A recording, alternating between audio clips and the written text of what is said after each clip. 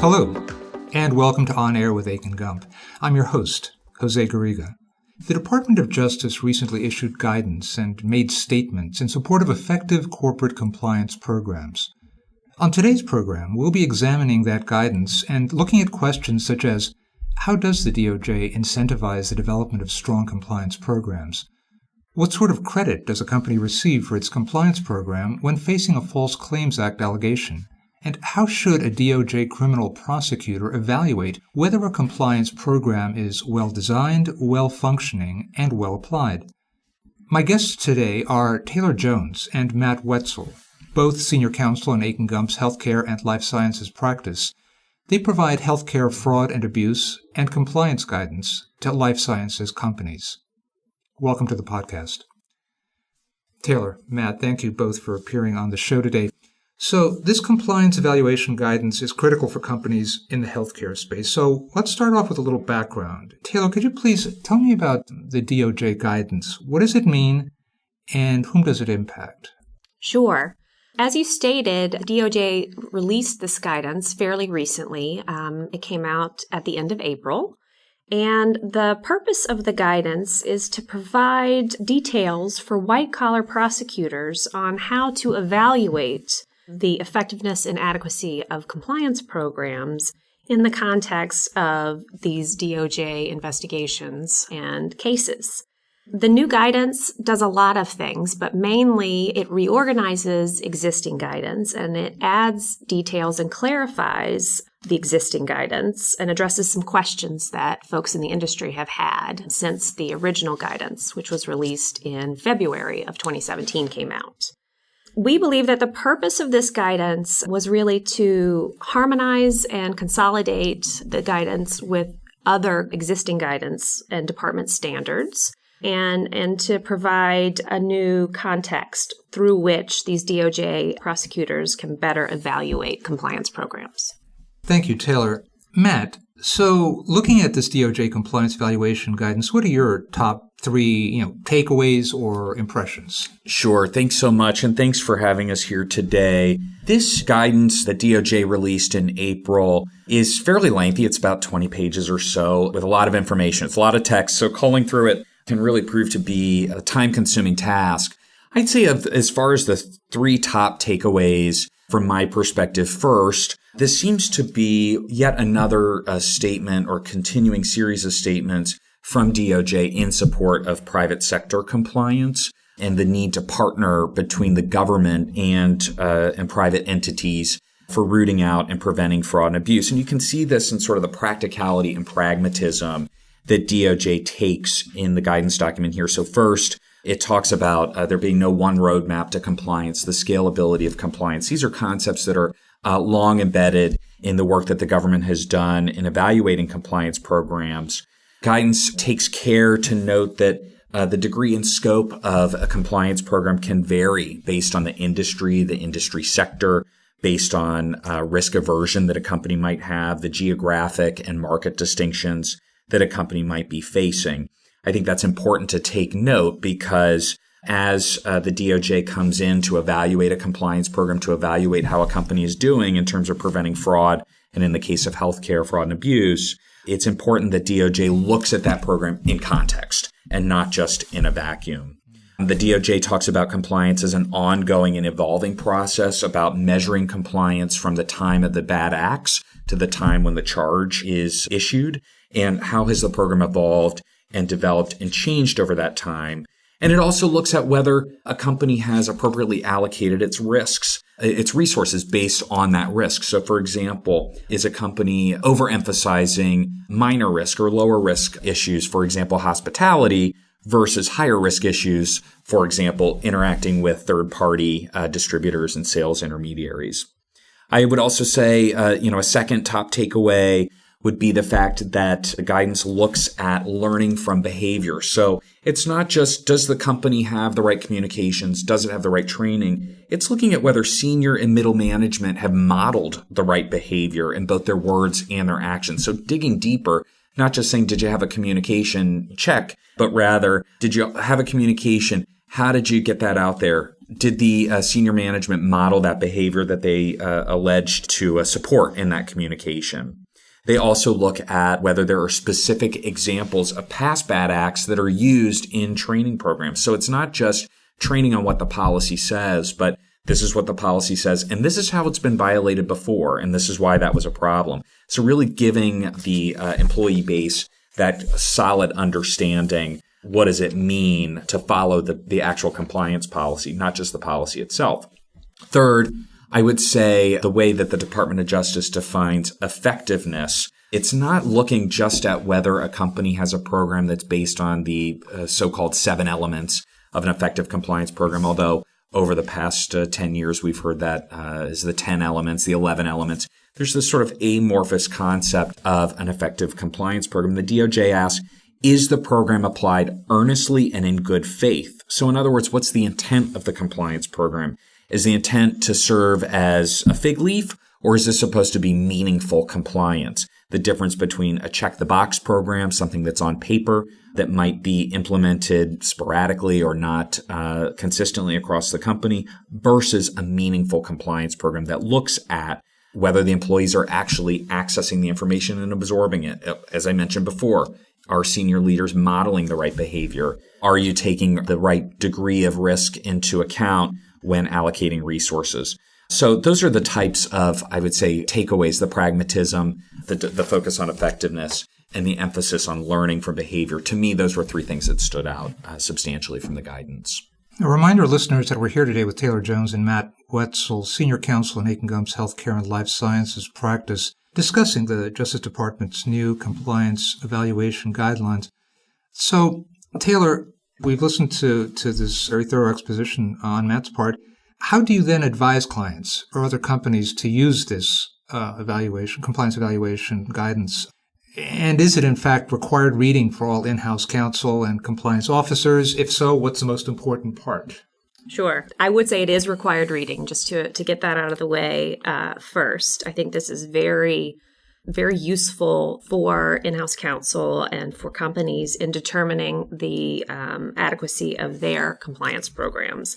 I mean, obviously, this guidance is meant to provide guidance to prosecutors in the context of a DOJ investigation when determining whether or not criminal charges, fines, or monitorships are warranted.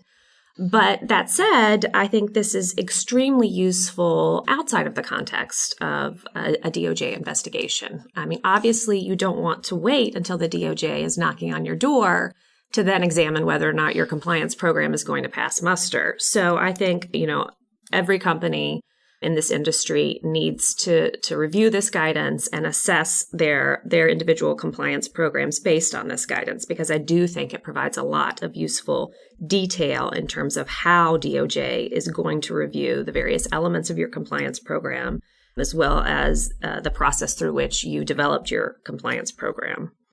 In terms of my opinion of what the most important part of this guidance is, I'd probably point to 2 different elements. First, I think it's very interesting that DOJ has put such focus on the need for an adequate risk assessment on behalf of the companies. They note that a risk assessment is really the starting point for determining whether or not your compliance program is well designed. They want to look to see that you have identified, assessed, and defined your risk profile, and they want to see how you have devoted adequate or appropriate scrutiny and resources to the various spectrum of risks that your company might face. The second item or second element that I think is also very important to take note of is this idea of the need for continuous improvement as it relates to your compliance program. As Matt noted, the DOJ has placed a lot of emphasis on learning from your past experiences and your past challenges with respect to compliance. And I think that that's an interesting concept that we've not necessarily heard from DOJ before. They really want for your compliance program to be evolving. They don't want you to implement a compliance program, in year 1 and then have that exact same compliance program in place in year 5. They want for you to make changes based on how your business has changed over time or your customers have changed over time. Industry standards have changed over time. You need to review how your compliance program is actually working. Talk to your employees. Look at your culture. Take a good look at your compliance culture.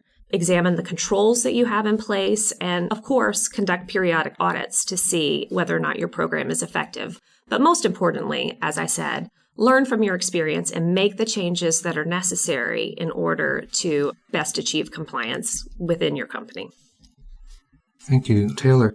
So, Matt, what are your clients asking about this guidance?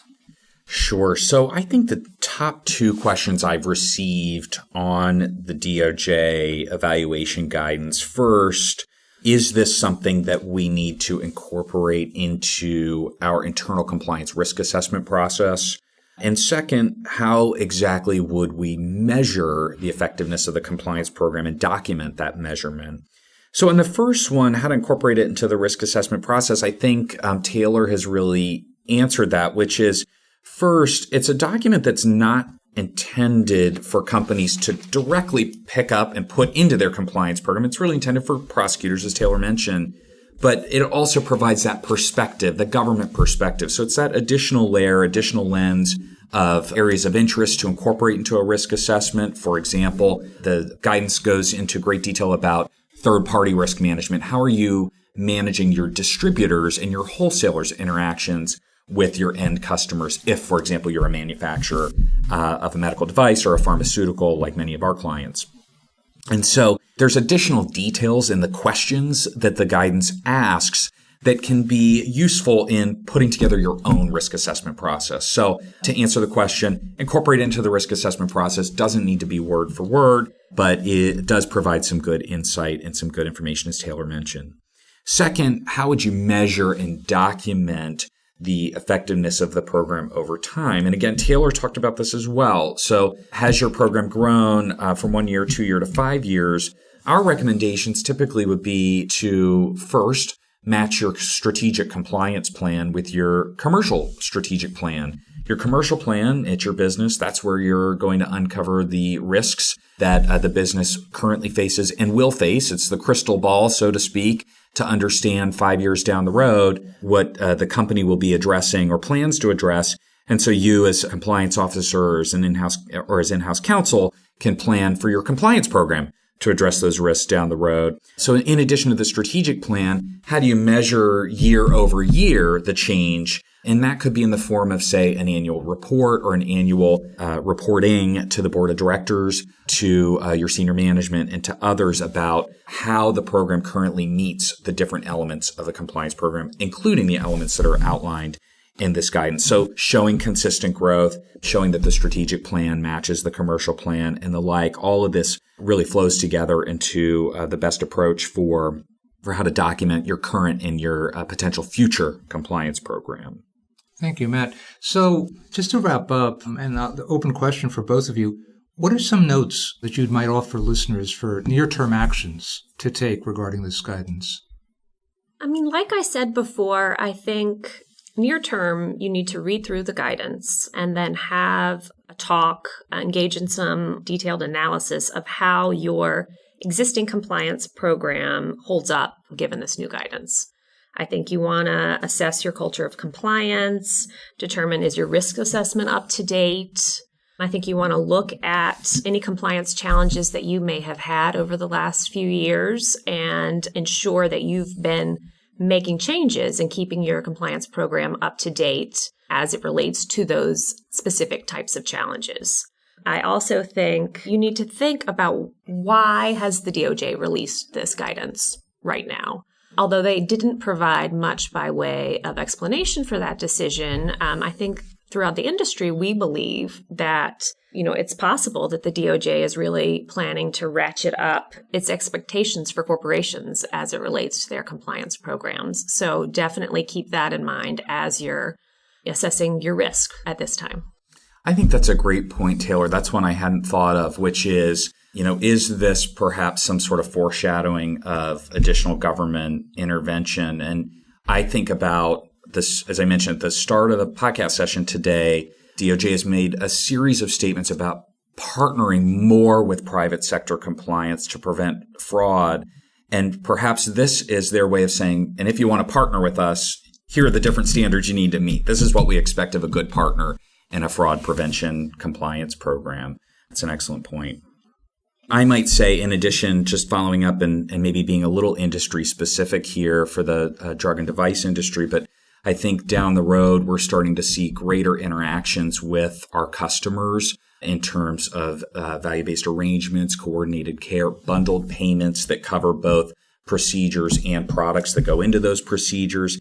And I think that sort of increased degree of interaction between medical product manufacturers, whether that's drugs or devices or biologics, diagnostic testing equipment, for example, the increased interactions between those manufacturers and their end customers really means that both parties need to shore up their compliance programs even more. The risk level just increases. I don't want to say dramatically or significantly, but there is an increase in the amount of risk that companies and hospitals are willing to take on with these value-based arrangements. And so as risk increases, a compliance program needs to be fortified.